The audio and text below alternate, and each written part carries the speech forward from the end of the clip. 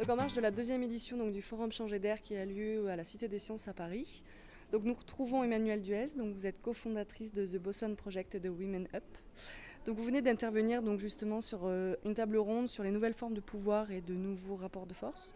Donc au sein de ce Forum Changer d'air, donc pour vous, changer d'air, c'est changer les rapports de force?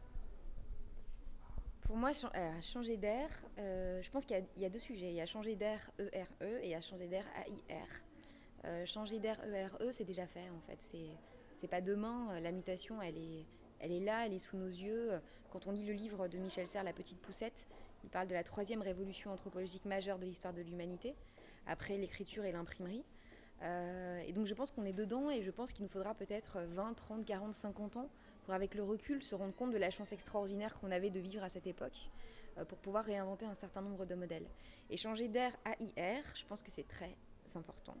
Et pour moi, ça veut dire laisser place à la jeunesse. Pas faire du jeunisme, ça c'est trop facile. Pas cracher sur les vieux, c'est trop facile aussi. Mais simplement dans un monde dans une nation française très patriarcale comme la nôtre, se dire que dans un monde mouvant et mutant, les politiciens, les chefs d'entreprise n'ont peut-être pas les clés de compréhension, les bonnes clés de lecture du monde, et que s'ils pouvaient s'adjoindre le regard d'un ou deux digital natives éclairés, ils se rendraient compte que la nouvelle génération, elle a plein d'idées, elle a plein d'énergie, elle est symptomatique de ce changement de paradigme majeur, et que du coup la mettre en position des décideurs, c'est aussi inventer le monde de demain.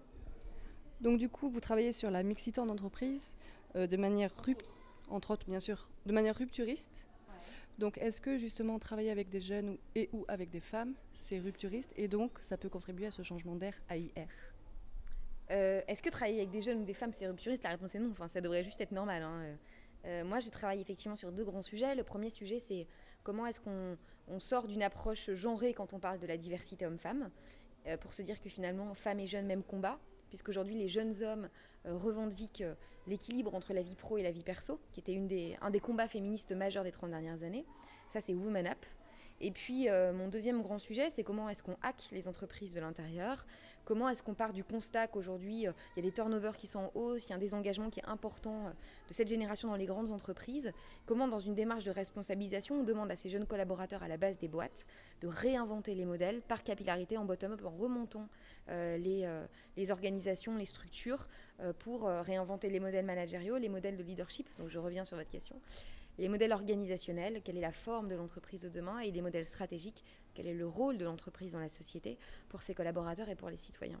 Donc je pense que oui, pour changer d'air AIR, il va falloir voir les choses de manière différente et que la meilleure façon de procéder, de commencer, c'est de s'adjoindre à des femmes et des jeunes, histoire d'avoir un regard aussi divers que l'est la société à l'heure actuelle.